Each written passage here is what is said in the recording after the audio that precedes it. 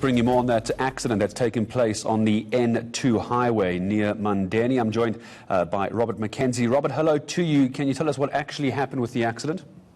Good evening. Yes, reports from the scene indicate that it was a head-on collision involving a bakkie and a car. It was raining. However, it's not known if the rain contributed to the vehicles colliding or not.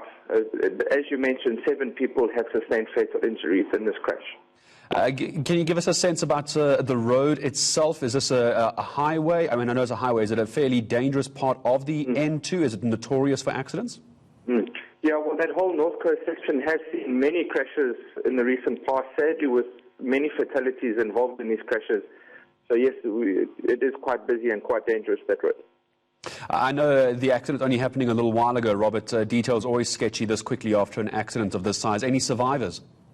Yes, at this stage, reports indicate that one person has survived and he's been taken to hospital where he's receiving further treatment. Just looking at the photos on air now, obviously the investigations will look into it, but it's complete devastation. These vehicles, you can barely identify what they are. It's difficult to not imagine that speed, combined with the rain, had something to do with this. Without any prejudice to this case, we do know that speed is a factor involved in crashes. And also when the roads are wet, because we have increased stopping distances as a result of the wet and slippery roads. So speed and wet weather is definitely a fatal combination, but the police are investigating the exact cause of this specific crash. I imagine, Robert, as a final question to you, an accident of that size, judging by those photos, it's going to be closed for some time, or has the road been cleared up since you and I, the accident happened earlier and you and I only speaking now? Is it open again? Yeah, from what I understand, the accident happened about mid-afternoon, and the road was closed for several hours. And last reports that I received from the scene is that at least one lane had been opened.